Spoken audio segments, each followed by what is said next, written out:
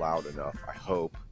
Seems to be loud enough. Is it loud enough for you, Robbie? I can hear it. I mean, I just look at, that's what I do. I look at levels.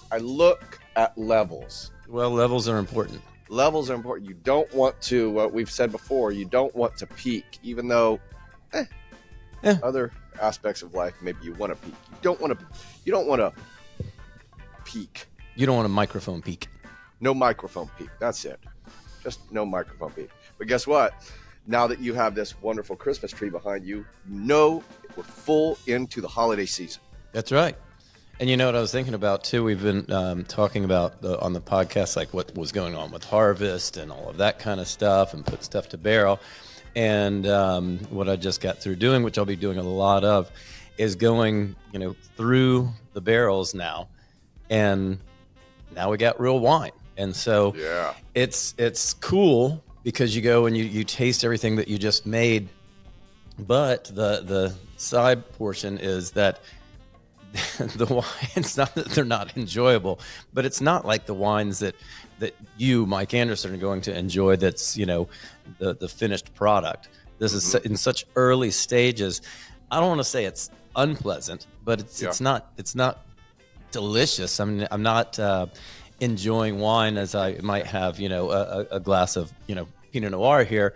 That's a finished product. Having these wines kind of like, mid-malolactic fermentation in barrel, new barrel. It's part of work. Yeah. So it's not part of fun. I mean, my work is fun, but this isn't fun.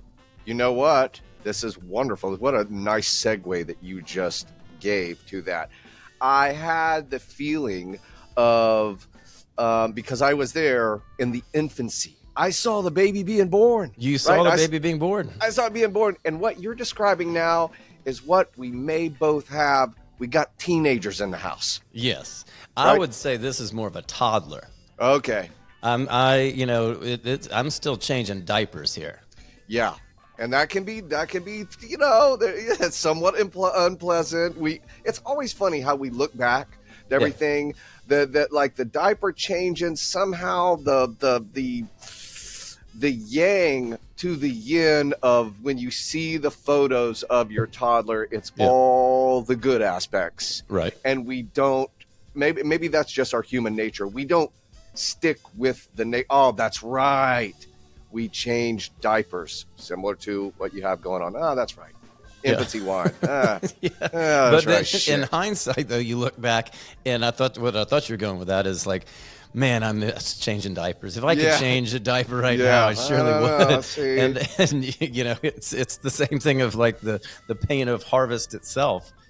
I forget every year how hard it is and how much I work, because in March I get super nostalgic about it. Oh, that was so fun. Yes. Right. Remember how cool it was when I worked that 24-hour day and I didn't sleep? That was great. It's maybe that's built into our survival, so we wouldn't just all go nuts, or maybe nuts faster than we're all going. It's the same. It's the same thing as like childbirth, and they always say women forget childbirth because it's such a unpleasant thing. If they remembered it, there'd be no more children. Yeah, right. Well, we could say this. It's funny that we're talking about the holidays too. Holidays. It's funny how people will think about a time or a place, or these people that are weekend warriors that I'm going to pick this deal. It really, in the big picture, is no better than your other daily. Our life is the struggle of having the opportunity and get through each one of these days and what you have. But it's so funny that people load up the holidays, whether it be Christmas, certainly New Year's Eve. That is one of the biggest letdown holidays, because you put so much into it. How could it possibly live up to that?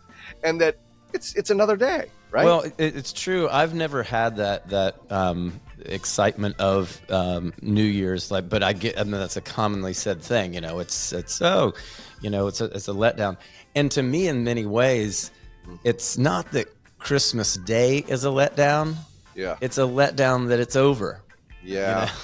Yeah. And so it's like I have more fun with the Christmas season, with the holiday season, like right now. in Yes. early December. And I've already got, all these things planned up until, Christmas Day and after. And it's like, oh, slow down. I don't want those things to happen yet. Yeah. I Yes. like the anticipation of them happening. Right. Yes. And I do like to have, I've, let's just say I'm working on having a positive perspective about all of it, and all of it even being the suck being there's the family dynamic and all of those of getting together in the house, and Uncle Larry is this way and the so and so, just embracing as positively as one can, right? That if there is yin and yang to everything, equal and opposing forces, the good part that you have is going to be indelibly wrapped up with the other part. We can talk about this for so long. This is my current, meditative thinking right now. It's all perception. It's all attitude. It's all awareness. It's all being in the moment. And, it's like, even in the moment, it's not like we have to forget that, changing diapers has its unpleasant elements. But when you are the young parent and you have the crying baby, it might be hard, but it's definitely possible to go, and people do. Some people are like that. This is the best, isn't it? Yeah, I mean, I do. right. I'm thankful that I have the crying baby over there. Yes. It's like you can do that. You can have that mindset. But we have to be aware and remind ourselves to think that way. And it's totally possible. It's all controlled. That being said, two things that we just discussed right there. Yeah. One being winemaking where you are right now, that you're into winemaking, and positive perspective. Yes. Both of these things are somewhat wrapped up in our episode today. They certainly are. And I'm so excited I want to go back and hear it. I can't wait till you edit this thing out and publish it, because I'm going to be the biggest fan of this show. Because after, I know what you're alluding to, and I don't want to spoil it for the listener, but we go into some of these conversations. And since we had that conversation, it's, those things in life, I've had that same conversation like 10 more times after that. And maybe even with some guests that we'll have again in the future. So not again in the future, but guests we'll have in the future, we had these conversations with. So, I'm excited about it. Are you willing to reveal that we're going to be speaking with Dave Del Dotto today? I am. And your part in this as Robbie Meyer, winemaker. Yeah. For Del Dotto. For Del Dotto. I mean, that's the connection. And it's funny that we even have to say that, because that's not even my perspective. And it shows to the point of like why, since I was thinking about doing this podcast and I was thinking about who the guests may be, Dave Del Dotto was on the top of that list, not because I work with him, for him, and produce their wines. I'm the winemaker there. It's because he has such a great, fascinating story. That's true.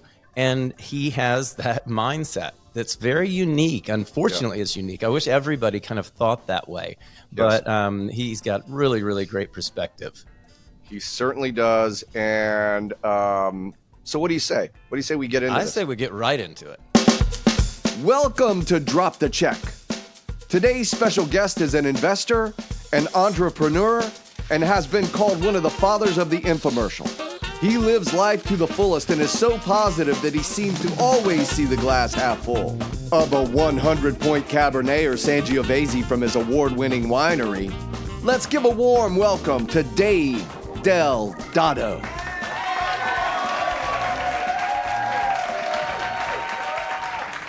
You have been in this business now for 30, how many years? Well, since 89, 88. Yeah. Yeah. Okay. And so, I mean, obviously you got into it later. You weren't born into a winemaking family, but you were born into a tradition of an Italian family who did love wine and love food and loved gardening tomatoes. And so the culture was already there, but then, you moved into this industry because you loved wine. Yes. But, people move in and out of the industry. They don't necessarily hang around. You're still very passionate about it 30 whatever years later. True. And, that's the interesting thing. And I hear people ask you these questions all the time when we're walking around in the tasting area. And so that is the first question then. So how was it that you got into this? Well, it all started with my dad, who we retired to Hawaii in 1985. I was fortunate enough to tell my parents they can come to work for me and just stay on the beach in Hawaii. That was a fun thing to do. And then my dad came up to me one day and he said, "Dave, you have to. I got to go back to California because the salt spray is ruining my tomatoes." And I said, "Dad, I understand because throughout my life we had a garden and we ate out of the garden." Yeah. And I said, "Okay, well, I'm going to California." And so I came here on vacation. I was driving down the highway. I kept seeing the sign on the Highway 29, by owner sale. So I pulled in, and it was a beautiful 17-acre ranch That we're on right now. That we're on now in Rutherford. And I bought the house in 5 minutes. It was so beautiful, the views, and I had a background in construction, so. And the house itself was beautiful back then. I mean, you've done a lot of work to it, but it's a cool design. It's a very cool house. Very cool. I found out that Frank Lloyd Wright drew the plans for it in McCall's magazine in 1906. Mm-hmm.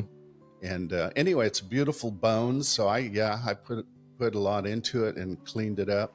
But it's just the place in Napa Valley where it is here in St. Helena. It's so beautiful here. Yeah. Well, you were born in Fresno. In Modesto. In Modesto, sorry. Well, actually born in Merced, raised in Modesto. Okay. Yeah. And so, you're generally familiar with the area, but I mean, did you guys come up to Napa Valley at all when you were little? No, not much. Yeah. It never did. And when you did find this house, I mean, were you up like doing wine tasting and yes. And so that's why you're in the valley and you're like, I really think I could live here. Right. Yeah. I was just. It's a great place for tomatoes. Well, I found out later that it really was. I just, I was fortunate. I stumbled on this, but I grew up Modesto, where Gallo, of course, is, and everybody there's in wine. Yeah. But there we're underground. They kept all their stuff underground. You didn't even know Gallo was there. Right. Modesto. Yeah, I've been down there. Yeah. Yeah. Anyway, so I thought, no, I just bought the house and the ranch, 17 acres, and the old house and a couple other houses, and for my parents. So they moved over. I stayed in the Hawaiian Islands. I was living in Kona on the beach, and I would come and visit, and I knew that I had old vines, so we pulled them and I replanted them, and I came back every year to check on the Okay. vines. So they were living here. Yes. And you were not at that time. I was not living here. Interesting. Yeah. Okay. I like that. Yeah. So I was collecting wine. I had a big wine collection. I fell in love with wine by going to nice restaurants, and they had big wine lists, and I would try all the great old expensive wines from all over the world. And I thought to myself, this would be a great thing to do, to get old with your kids and drink beautiful wines, because you could have something in common. Absolutely. And it came to fruition now as your kids, not only do you enjoy it with them, but they, work with the family and, and all four of you, Yolanda and your kids, Des and Gio, all get to work together on this project. And that's a very cool thing from the outside looking in. Yes. It's very enviable. I would love one day to be able to work with my kids. It really fell into that. Yes. But I'm about trying to find a comfortable lifestyle. Mm-hmm. And when I lived in Hawaii, I lived in a sacred spot where King Kamehameha ruled the Hawaiian Islands. Mm-hmm. And it was beautiful. And when I got here, it had that same feel, the beauty and the sacredness of it. Just a very special place. Anyway, I ended up cleaning the vineyard, planting it, and waiting for the crops to grow and everything. I didn't have intention of being in the wine business. Okay. At all. It was just a place to live, a beautiful place. You enjoy wine, but not to be in the business. Right. So then I was in Venice, mm-hmm.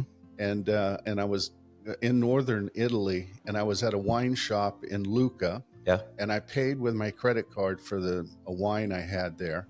And the lady looked at my name, Del Dotto, on the card on my American Express. She said, "Are you relatives of the Del Dottos that are up 10 miles up from Carignano?" And I said, "Well, I heard my relatives came from there." And so she goes, "You should go visit them." So I went up the hill, and it was about 10 minutes away. And it was a beautiful red house on the hill with a bunch of Sangiovese growing on the side of the mountain. Right. And I knocked at the door. Lady couldn't speak English. A gentleman came in a car. He says, I handed him my card, Del Dotto Vineyards. Uh-huh. And he goes, "Oh, you're in the wine business." I go, "Yeah." He goes, "Well, let me tell you, your family's been making wine here for 500 years. Wow. Wow. That's great. And I said, "What?" This is a year after I bought the property. Right. And I said, "You're kidding me." He says, "Let me show you something." We walk outside around the hill. He opens up big doors, and there was a winery in the side of the mountain. Uh-huh. And I just was stunned. And I kind of thought, wow, I guess this is in my blood. Yeah. I mean, I'm from a winemaking family. Right. And so that's what inspired me to, I really believe it was my destiny then. I understood my purpose is to carry on the family tradition, which I ended up doing. And that's how I ended up in the business. And it's just wild because as I look back, I would have never wanted another lifestyle. Right. I know a lot of billionaires that don't have a great life as I have. Sure. Completely. Right? Yeah. So it's about lifestyle and being, like you said, with your kids. Yeah. And drinking wine with a family and having, beautiful tomatoes out of the garden. The tomato The garden. tomatoes are fantastic. Calling it a tomato garden is an underestimate. I mean, there are a lot of plants. Yeah. Well, so anyway, that's why I brought back the architecture of Italy to Napa Valley. I wanted to bring our family heritage and what we had been doing for 500 years. Yeah. And so that's why I have, Italian designed everything from Italy. Yeah. 150 containers for the estate winery here in Rutherford. And it's almost like you're bringing your families, literally bringing it back to the new world. Yeah, exactly. It's physically here. It's physically here. Yeah. And so I was fortunate to meet the right people in Italy, and I sourced all the great marbles and materials and craftsmen to come over. I brought them over here, as you know, for the last 20 years. Yeah. And I'm still building. Yeah. But it's just given me this sense of family, and I want to carry on the tradition into the future if my kids want to do that. Yeah. Well, and it is a successful entity that you've created here in no short period of time. I mean, it's been a decades worth of investment of building this business as it is, but it is something that's you're very passionate about and very fortunate to be able to do. Just initially even buy this property. So what was it in between being raised in Modesto and moving to Hawaii? What was that path? I mean, I know it's a loaded question, but as Mike mentioned about, we hear this around the winery all the time. Dave's the inventor of the infomercial or the king of the infomercial, whatever. So before that, you're a young man and you buy your first house in Modesto, right?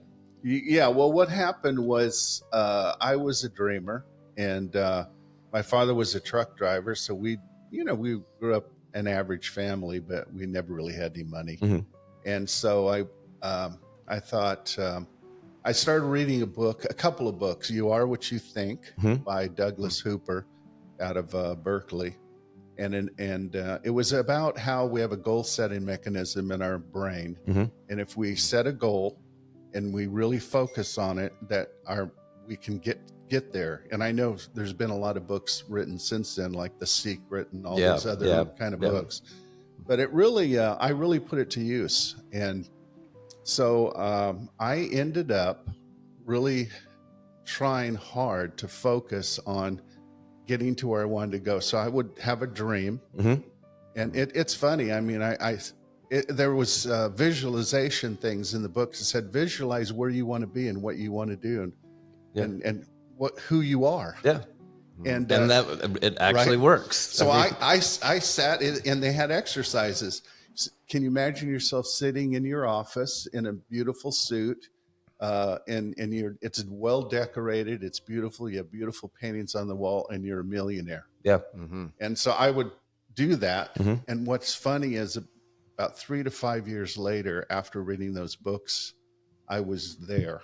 Yeah. And one day I consciously kind of woke up and said, wait a minute. It happened. It happened. So I ended up speaking. I was in the real estate business, and I was very fortunate to meet the right people. I was in the construction, then I went got a real estate license. And then I went into an office, and a gentleman walked in. He said, I want to buy 100 houses. I said, okay, I'm the agent on duty. So I would present the offers, and this guy was a genius at financing. So I learned his techniques out of San Francisco. Yeah. He was buying 100 properties in Modesto in the Central Valley. So I ended up following the principles that he was teaching. Then I thought, well, this is a great way. So I started buying houses and with my real estate commissions. And the unique thing about what he was doing, he never used a dime of his own money. Right. And I was stunned. How do you do that? Yeah. So anyway, I ended up writing a book on it, on how to do it. And I studied financing, and I started selling the book. It became a bestseller. Yeah. So then I started to lecture on the book, and then a TV producer was in the room. And sorry, just to back up a second. So you're living in Modesto at that point, and you published a book, but you weren't yet doing lecturing. You just wrote a book. I just wrote a book on how to write a real estate contract, right, and how to leverage in and buy real estate with not a dime. Yeah, and there was a lot of techniques to do that. Yeah. And I went to a real estate convention. Every realtor was buying that book. It was very expensive. Yeah. And I got to go back a little bit. By the time I started writing the book, I was already a millionaire. Because at that time, if you bought a house every 7 years, it would double in value. So I had bought 50 properties approximately. And so I was already a millionaire. Yeah. And so I started lecturing on the book how to do this and how to build wealth, because most doctors, professional people, they work hard, but they never can accumulate wealth. Absolutely. Because they're too busy working to make any money. So I would show them what their lifestyle would be. Here's what's going to happen to you if you keep doing what you're doing. This is what you're going to have in the future. Right. And it would shock them, because I was teaching doctors, attorneys, different people, and they went, wow, this is true. And I said, well, so what you need to do is buy the real estate and let that work for you. Yeah. And I'll show you how to leverage in, how to use your good credit, and how to use your cash flow to leverage into the properties. And then you just keep buying enough to where you have, later when you retire, you have outside income, and then you're building wealth. And so a TV producer was in the front row. He says, that was amazing what I just heard. Could you do that on camera in LA for a thing called satellite TV? Kind of like what we're doing here. Yeah, exactly. This is give me a year here. This was 1985. 85. Okay. So I said, satellite TV. And he goes, yeah. He says, how many people do you speak to? And I said, well, I have 2 little kids right now, and I have to lecture. I'm lecturing around the United States, and I talk to maybe 500 to 1,000 people. And he said, okay, how would you like to talk to 1 million people and not even be there? Yeah. I said, I'm in. Yeah. How do you do that? Yeah. He says, we'll tape a TV show. We'll put it on a thing called national cable, and you'll put an 800 number, and you'll sell your books and tapes over television, over an 800 number. Yeah. I said, I'm in. Yeah. So I go to LA, and I'm petrified, and I have talks over the weekend, that weekend, and the Los Angeles mayor, Bradley, I remember, declared it Los Angeles Real Estate Week. So at my seminars, 10,000 people showed up.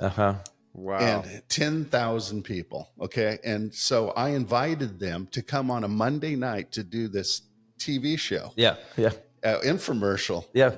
And I Monday night, no one's going to show up. So I go into the hotel room, and 3,000 people show up. Right. And so we have to open up the hall. Anyway, what was weird about it was I'd speak for 2 hours generally. Yeah. And the stage was in the middle of this big room. NBC cameras and lines going everywhere. Yeah. It was pretty intimidating. But as soon as I'd start talking, the director would say, stop. Now I want you to introduce I want you to introduce Bonet. And I said, who in the hell's Bonet? And it was this singer from Hawaii. And she was a beautiful girl. And she sang this inspirational song. Well, then he'd made me do it again. And a guy from a cruise line had a piano, and he would sing this inspirational song. I was in a white suit. And anyway. You can find some of these online, by the way. Yeah. My original show was called Go For Your Dreams. And it was about going for your dreams, and because I had done it, and so anyway, the show was edited and put on TV, and the show made $250,000 every time it played. And we used 800 numbers out of Atlanta, Georgia. There was no 800 numbers that could answer 1,000 telephone calls at a time, but one facility in Atlanta, right? And it was a government facility. Anyway, so we used 800 numbers and everything. So this show took off, and it ran for 7 years. And so wasn't it something to the effect that, like, you have this idea, okay, you're going to have your 1-800 number, and people can watch it and get excited about it, call in and buy your book, buy the information. And, you aired it one time, and you're like, okay, well, that did pretty well. And you were like, what if I did it again? Well, yeah. Well, what happened, we did a test. I was in Maui, actually. Yeah. And I watched the show on national. It was a satellite TV. Yeah. There was only 1 million subscribers in the United States at that time, and it was on a network called SPN Network, which is now CNBC. Oh, okay. Yeah. And it played on that, and I called into the answering service after the show played to see how many orders I got. Now, it was the highest priced thing on television, $500 for a book and tape package. Yeah. It was a lot of information, but it was expensive. And the lady goes, "Oh, I'm sorry, sir. You only got 250 orders at $500 a piece." Right. And it cost me $7,000 for the airtime. Right. And the books were nothing. Yeah. Anyway, so I go, "Oh my God, that's like $125,000." Yeah. But then I went home on Monday, and that was just the credit cards. Then the checks and the money orders started coming in. Right. So I ended up netting $250,000 off that first show. Well, it played twice over the weekend, and then it played twice again in the next few days. And so I'd made $1 million. And I went, this is crazy.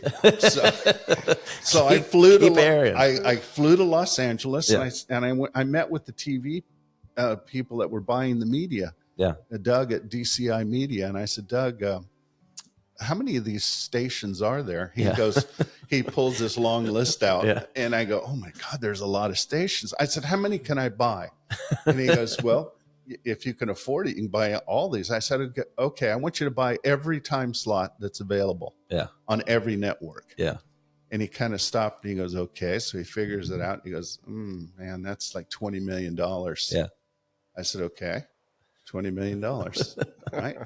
I said, I want you to offer to buy all those slots for 7 years. I want a contract for 7 years. And he goes, that's like $140 million. I said, yeah. He says, how are you going to pay for it? I said, well, here's how I'm going to pay for it. I'm going to give them their fledgling networks. They're just starting. Yeah. Black Entertainment, USA Cable. They were all new. Yep. I said, I will pay them every week after the show plays. And he goes, so you'll give them cash flow every 7 days. I said, yep. 7 days after the show plays, cash. And they said, okay, I'll ask. So he asks, I tie up a majority of them. Right. So I've tied up late night television from 12 o'clock at night to 9 in the morning. And he says, why do you want the late night stuff? There's nothing there. There's nobody up. I says, because it's only $500 an hour. Yeah. So I'll try it. So anyway, to make a long story short, the show did $30 million the first year. Wow. Yeah. And, but the funny thing was, so I had to change the show. I had celebrities on. I had Monty Hall on from Let's Make a Deal. And who's the guy? Davidson? John Davidson. John Davidson. Yeah. He's retired now in Mexico on his boat. Yeah. They were my MCs, and I would invite my students on. And they would just tell their story, how they read the book. Like a testimonial. A testimonial. And then I just sat nonchalantly on my couch, and I did the show off my back deck in Hawaii, so you'd see the waves in the background. Yep. So you're sitting in Detroit and it's snowy, and you look on TV and these beautiful waves are coming into my estate, and I'm on the couch. so anyway, a lot of people watched it, and it's funny. So the show lasted 7 years. That's amazing. Wow. So it was like, and then so I was later invited back to the NEMA convention in Las Vegas. Was a convention for the national marketing of infomercials, and I was a keynote speaker there. And that's when it dawned on me, oh my God, this is $1 billion industry. And I had no idea. Yeah. I should have bought all the networks, which I had a chance to buy various stations. Yeah. But I retired to the Hawaiian Islands. And did you, when you had all that airtime tied up, then didn't you start selling that airtime back? Yeah. Yeah. So what would end up happening if my show played, say, at USA Cable at 1 o'clock in the morning, I'd play it there for a long time. Then I'd switch off, and maybe Ron Popeil had slicers and dicers. Yep. So I would sell him the time. Yeah. So I'd sell him the hour for $5,000. So I'd buy it for $500, sell it for $5,000. That's great. And then, but what was funny though, and you had a lot of hours. I had a lot of hours. But what was funny is that more and more people started subscribing to cable. So by the end of my contract, USA Cable, for instance, on Saturday morning from 9 to 10, became worth $100,000 an hour. Wow. And I had tied it up for just a few thousand. Yeah. So all the media got very expensive. Yeah, I no doubt. And then even then, I mean, compared to now, it's even more and more expensive. And it just kept going. Yeah. So what I say, if I made a mistake, is not staying in the media business. But I was 35, and I was just basically said, I'm going to Hawaii. Yeah. I'm going to raise my kids on the beach, and I don't like business that much anyway. And, being in suits and meetings. Yeah. So anyway, and now it's full circle. Now you're back in the media again. Yes. And this is your first podcast you've been on, right? Yeah. So, yeah. Well, how are we doing so far? Hey friends, Mike Anderson here for Drop the Check. Have you ever had the perfect bubble? I mean, what is the perfect bubble? Is it that one that you got from stuffing 6 wads of gum in your mouth next to the baseball field? Or maybe the ones that you blew for your kid's 2nd birthday party. For me, it's probably the one that I stick over my head when someone asks me to be on a Zoom call. But if you really want the perfect bubble, try Topo Chico. Topo Chico is the best sparkling water because the bubbles are perfect. And if there's ever a collaboration between Topo Chico and Pearson Meyer Wines, perfection times 2. Topo Chico, the bubbles are perfect. Now, back to the show. Well, I was planning on bringing my TV show here to Napa and carrying it on because I could draw thousands of people into Napa Valley. But when I got here, I realized I was dealing with a bunch of farmers. Yeah. And they don't like people coming to Napa Valley. Right. Yeah. But now it's changed. You should get back into it. You should do another show. Well, I thought I would want to, because it would be interesting, because first of all, Napa's beautiful. I could do it on the roof here. Completely. On my roof with a view. You could do segments on cooking. You could do food segments. And you have all the interviews all around you everywhere here. And you could really educate people on wine. I think you have your producers right here. Yeah, Mike, are you available? Here we go. We're doing the show as it's starting right now. Yeah, exactly. Well, I will tell you, it would be great. I've had 2 or 3 offers from producers from Hollywood to do actually like the Kardashians, their kind of thing. But I don't want to have my life. Oh, that's right. Sure. Yeah, I remember. Yeah, that kind of went. But I remember when you were talking to someone about, like, it's basically reality television of your family. Yeah, and that would be too much for me. It would be too much for me. I don't. Yeah, I don't need money that much. Yeah. Well, I mean, it's just like and clearly, like the Kardashians have made a bunch of money just from doing that. Yeah. But Mike, they have come by the winery a couple of times, and the whole production crew is with them. Sure. And, Yeah. you would know this, Mike, but, for our listeners out there who don't see it on a daily basis like I do, like I don't see it on a daily basis, just you're watching something on television, it's being filmed, and you see the 5 people who are on there. But for every 5 people that are in front of you, there's another 20 production people, Completely. following around everywhere they go in vans, and it's a big setup before they come in and after they leave. And that would not be fun for me. No, it's a lot of work. Yeah. It really is a lot of work. Yeah. And it's But also fun. not, the term reality TV, what part about that is reality? At some point, like, you got to think that the Kardashians, people like that who have been in that for so long, they understand the character that they are playing, this character version of themselves that they're playing for the camera, because nothing is real when you have an entire crew around you that's trying to get, they know that the show is based on these dramatic moments that they're building that is only partially true to the reality. You are an actor. Yeah. I mean, as opposed to like, Dave saying that that you loved getting into this as your lifestyle. You made that happen. You envisioned it. And you're just you're not acting. Right. As soon as you have a show, I mean, even though you were being very genuine when you had your show, you were an actor. You know, when they're filming, you're on camera, you're doing that. It's eventually, I'm sure you did get tired of that, and it's like, I would rather just be with my family, just hang out with my kids. Well, I'll tell you what happened. I was in New York City, and I was standing behind the stage in Madison Square Garden, and I was trembling. I remember one day, because out around the curtain, Madison Square Garden's full, coming to hear me speak. Yeah. And I had William Shatner fly off of Star Trek from LA to New York to be the MC for the show that I was doing. And we were filming it for television. Yeah. And I was just trembling. I'm going, what am I doing here? Yeah. This is ridiculous. How did this happen? Yeah. And then when I turned the corner to go out on stage, I turned into a different person. And I became the guy. Okay. So then I went into my mode, and then it's okay. But when I got to LA the following week, I checked into the hotel. I was speaking to thousands of people there, and the police were at the front desk. And they said, Mr. Dotto, we need to talk to you because you had we have some death threats from your, I was playing commercials to come to this seminar. And I go, what's going on? He goes, when people watch people on TV, they want to kill them. Yeah. So I said, okay. So we recommend that you wear this jacket underneath your suit. And we're going to have police at every exit, on every door. And if you see a guy jump up with a gun, just be ready for it.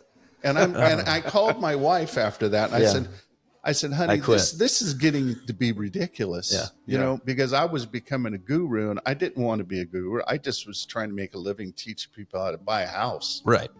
And so I said, this is getting ridiculous. So not long after that, I quit and quit speaking, and because it was becoming it was a huge thing. Yeah.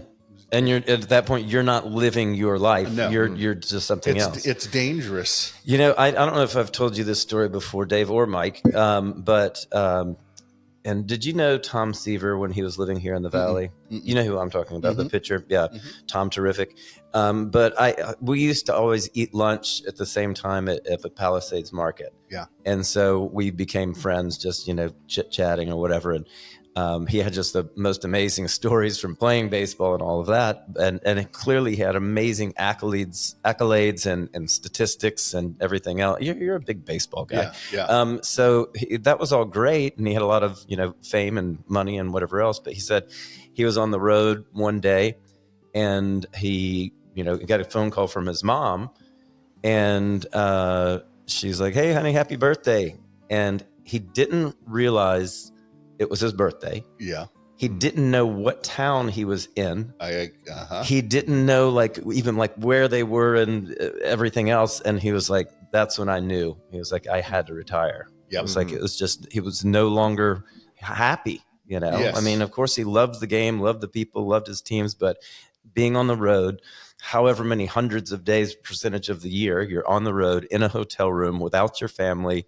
What's the point? I went through the exact same thing. Yeah. And that's what all happens to all these people that are out in front of thousands of people, and they become famous, and their life is just sucked out of them, and they're controlled. Yeah. And the money is the motivator, and it's not about that. Yeah. The real life. Yeah. Yeah. I know it's an interesting challenge, but it's still better than the alternative. Yeah.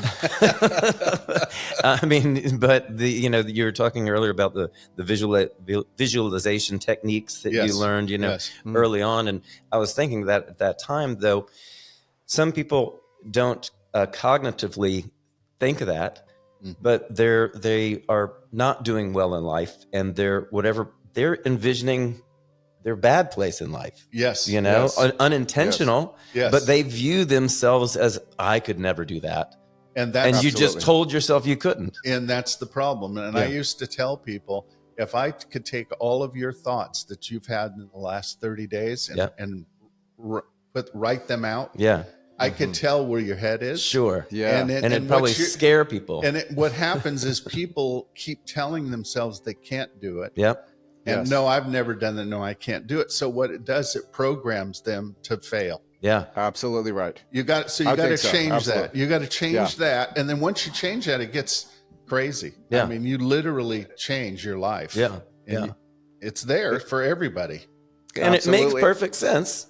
And it's connected to this, I think, because this is the part that we don't know, as in it's this thing that happens that almost seems like magic. Dave, like you said, you have this kind of self-actualization that you see a place that you want to be, but you even described in your own experience when you said, okay, this person calls you, or the person that was at the seminar said, let's do it on a bigger scale. And it just so happened that one of these, there's the guy that's the TV producer. Yes. Just so happens to be there. Yes. Right? It's almost like magic, these things. It's almost, you did have your plan. So not to take away from the fact that you had self-actualized yourself, what you want to do business-wise, and you're going to go there. Yes. But each step that you went, you find these almost like little magic doors open up for you, right? Yes. Yeah. And that's exactly what happens. It's crazy.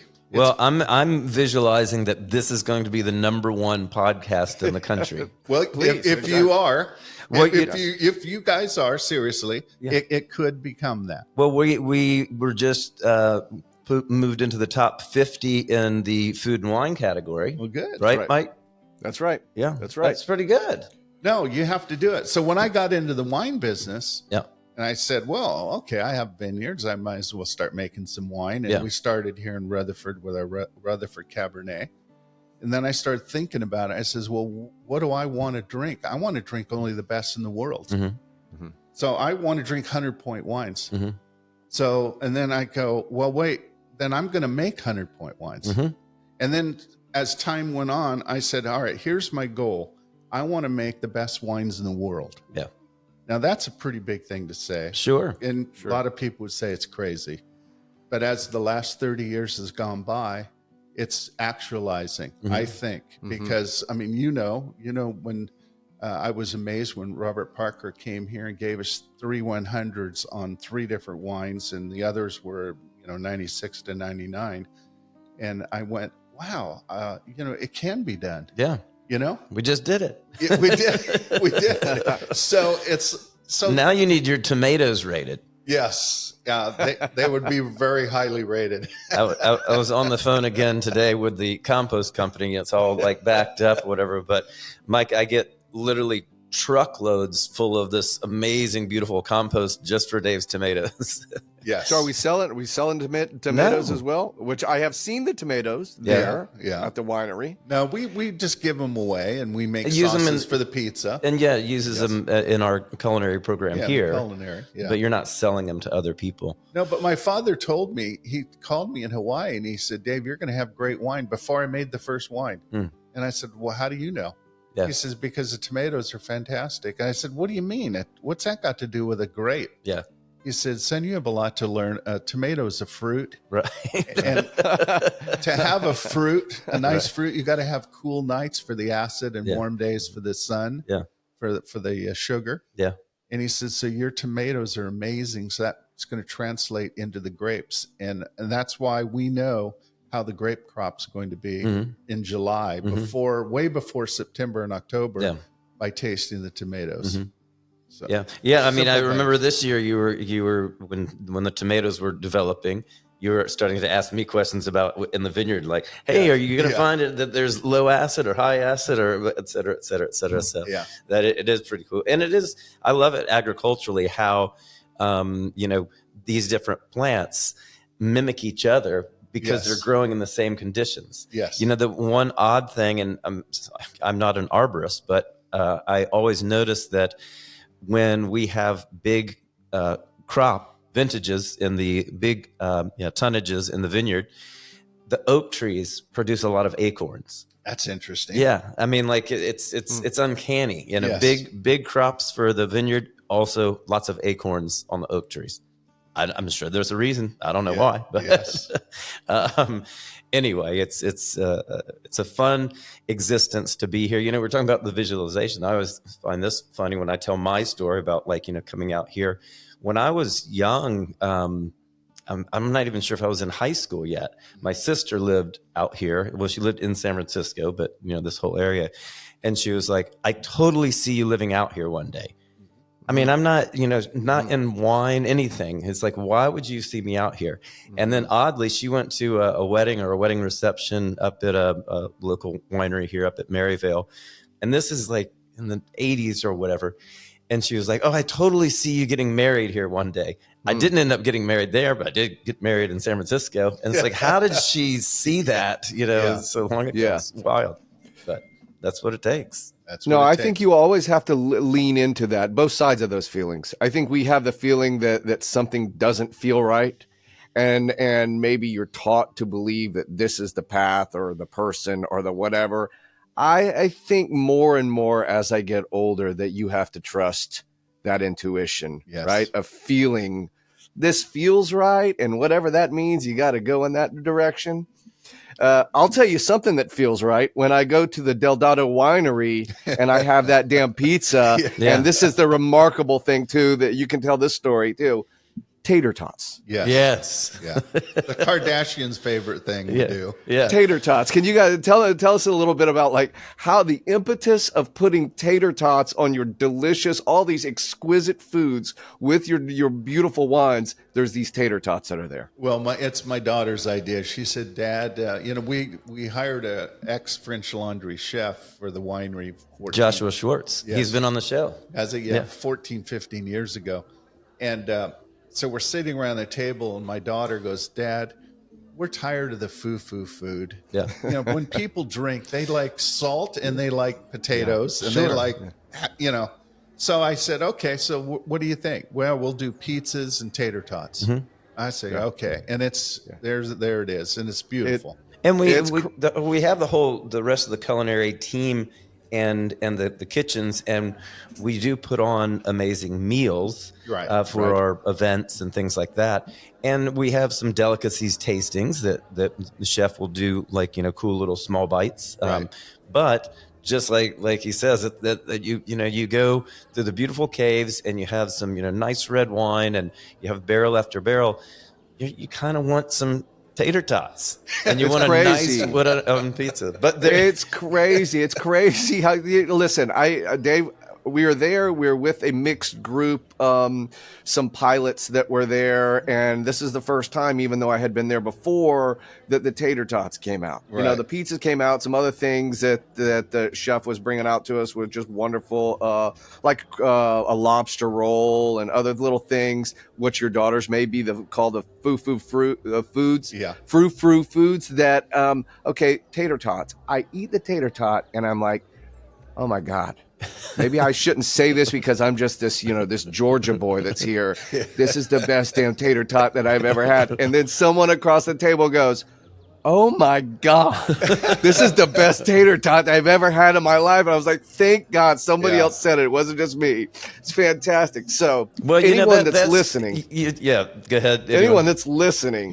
Go ahead. Go try out what we're talking about here.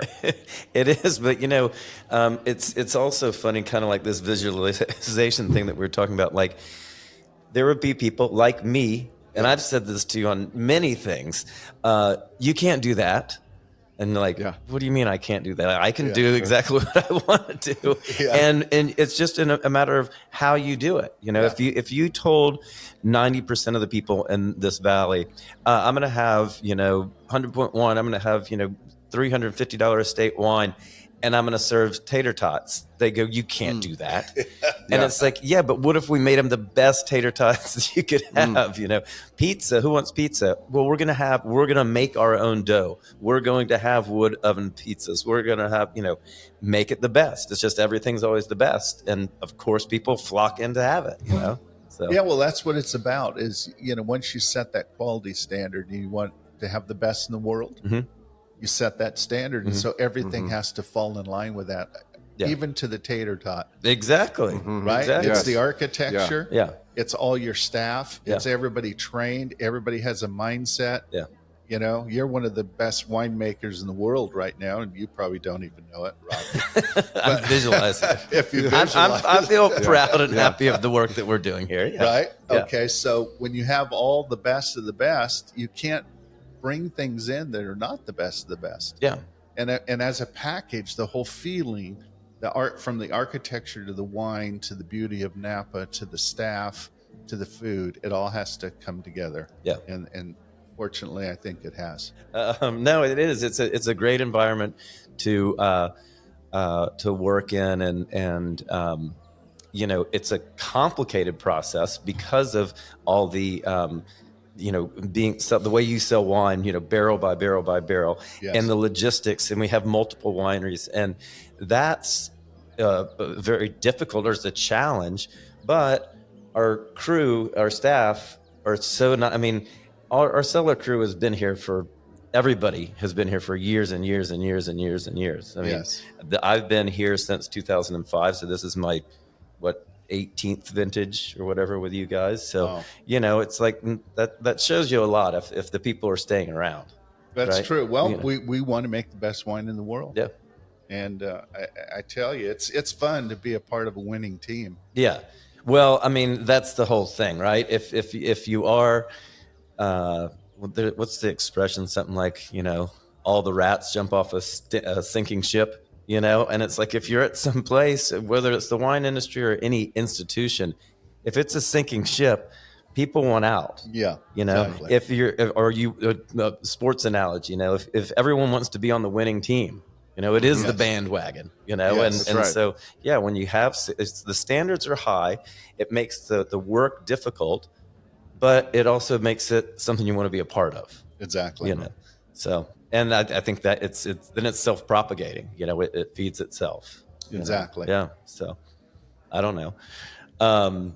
Mike, when are you going to come back out here and enjoy these? Well, listen, can I come back out is there a later flight today? And you guys are getting me hungry and somewhat, I don't know if that's thirsty or something to quench my thirst with the delicious wines that you have there. Which, by the way, Dave, this fits in line with your innovation. Robbie, both times that I've been there, I've had the pleasure of walking through the caves to see your wines, but in particular, it's always a good story when he gets to the Dragon Slayer series. Yeah. Right? The Corona Dragon. Yeah. The Corona Dragon. That's a fascinating story. And not just as a fascinating story. This goes back to me and the tater tots going, is this just me? I got to experience it the first time the way Robbie was telling, he's basically doing like what you said. I think we should do this. And this is going to be the marketing that you had around the Corona Dragon. That was another one that I said, Dave, you can't do that. Yeah, exactly. Here we go. The second time. This is the time too that I went there. This last time when there is a tour group. Yeah, and I got to watch the tour and Robbie joining in with the marketing behind it. Once again, this is my second time, and I once again experienced it's not just me. People are feeding off like the positive energy of this story. So if you guys could you maybe even recap that a little bit. It can't serve it without people seeing this, but we'll do our best to have imagery that we can to serve this story. Yeah, well, we can put stuff on our Instagram and on our our show website. notes and all that stuff. But I'll start it off, Dave, just to give it some context. So it's, the coronavirus, it's early 2020, and it's been hitting, and everything started to get shut down, so people can't actually come here to buy the wine. And it's like, well, what are we going to do? We need to supply some wine for these people and whatever else. And Dave says, we're going to make a special wine just for this, to comfort people and to make them feel good. And I was like, okay, well, what are we going to call it? The Corona wine. And I was like, Dave, you can't call it the Corona wine. And he was like, no, I'm gonna call it the Corona Dragon, and then explain how you come up with the idea. So, or just like you're telling it to us anew. Ooh, well, that story is interesting because in 1989 I was walking through Venice, and I went to a Dali art exhibit. Yeah. And I bought this statue of bronze of St. George and the Dragon, which is a very famous painting. And Dali did it in bronze. And I had it on my back window next to my window, and I'm staring out the window going, okay, the government just shut down 4 of my wineries. I have to lay off 80 people. And so we're going to be shut down. Yeah. And I'm going, what is this Corona thing? This is what is it? This has got to be some kind of scheme some wicked men did. Yeah. Yeah. For warfare, right? Which it was between China and America, creating this, shutting the whole world down. Right. So I look at the statue of it represented the 12th chapter of the book of Revelation in the Bible, where actually Christ Jesus is spearing the dragon. Okay. And so I said, well, you know what I'm going to do? I'm going to make a wine label of this, because this is really what's going on. It's that this dragon is now, with the coronavirus in his mouth, I put it in his mouth, is now bringing this on mankind around the planet Earth. And it's a battle going on. And so anyway, I called Italy to my painter. Yeah, exactly. And and through an interpreter, because he can't speak English, I can't speak Italian. I took a picture of this as, I want you to do this for a label.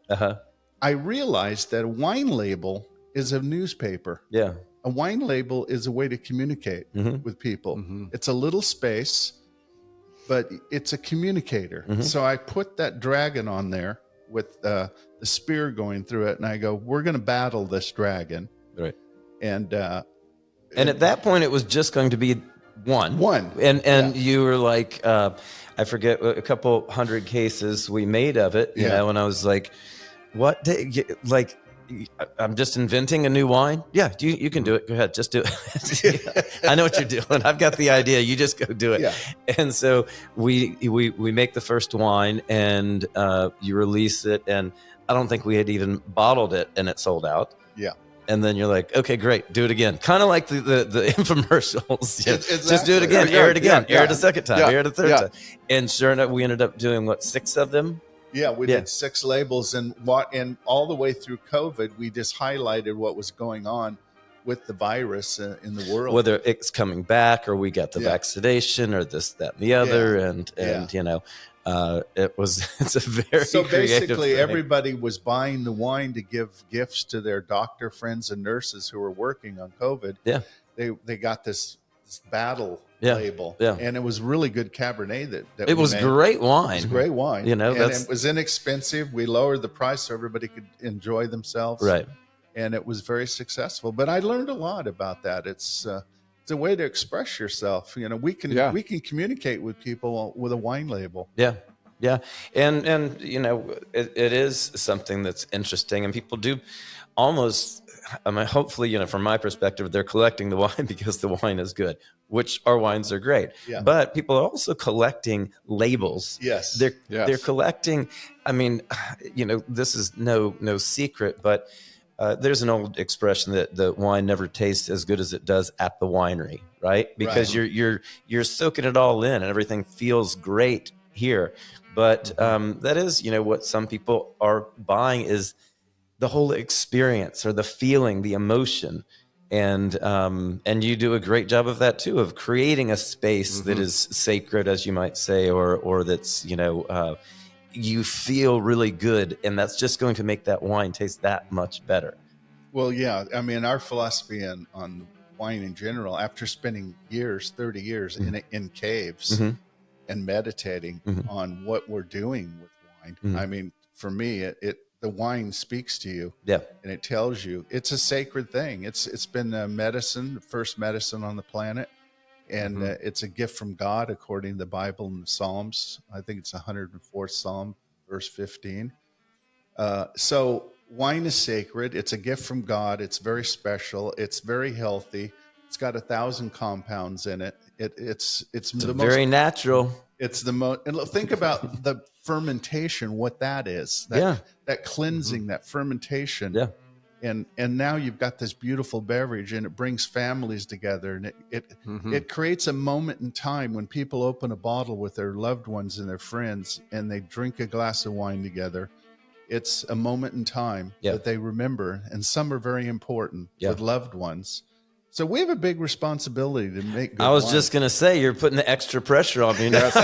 Yes. With all of that, I better do my job well. So Right. Well, I guess on that note, Dave, we could talk about this. We do talk about this all day, every day. Yeah. But I think I've taken enough of your time already. Well, but I think we covered some good ground. Don't you think so, Mike?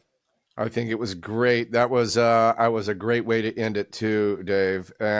And to your question, Robbie, and to you, Dave, I cannot wait to come back to your winery. Thank you. And join and lift a glass with you guys and have a wonderful time with you. Thank you very much. And Dave, I don't even know if you know the name of this podcast, but it's called Drop the Check. Okay. And the idea is just like as we're having somewhat of a dinner experience here, and all good things must come to an end. Yes. And just like the waiter comes and drops the check. Okay. That's what we have to do now. So we're going to drop the check, Mike.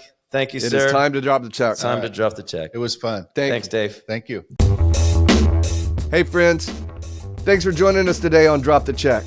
If you'd like to know more about Del Dotto wines, or you'd like to visit them in Napa, you can check them out at deldottovineyards.com or at Del Dotto Wine on social media. If you'd like to hear more episodes like this one, please subscribe to Drop the Check at dropthecheck.com and all of your podcast streaming services and social media. As always, Drop the Check is brought to you by Pearson Meyer Wine. Pearson Meyer, a very, very good wine. I hope everyone has an awesome rest of your day and week and holiday. Positive perspective. Positive perspective. For Robbie Meyer and Drop the Check, I'm Mike Anderson. See you next time.